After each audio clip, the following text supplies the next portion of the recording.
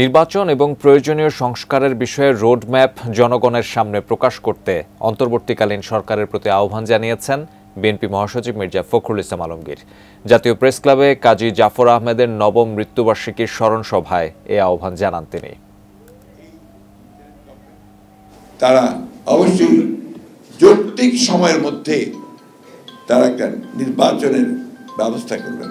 আমরা দেখতে চাই যে প্রধান উপদেষ্টা তিনি অতি দ্রুত জনগণের সামনে তিনি কি করতে চান তা উপস্থাপন করবেন, একটা রোড ম্যাপ দিবেন যে কিভাবে তিনি অতি দ্রুত একটা নির্বাচনের ব্যবস্থা করবেন, কিভাবে তিনি প্রয়োজনীয় সংস্কারগুলো ঘটিয়ে তারা জনগণের একটা স্বস্তি দিয়ে তার সামনের দিকে এগোবেন এবং নির্বাচনের ব্যবস্থা করবেন।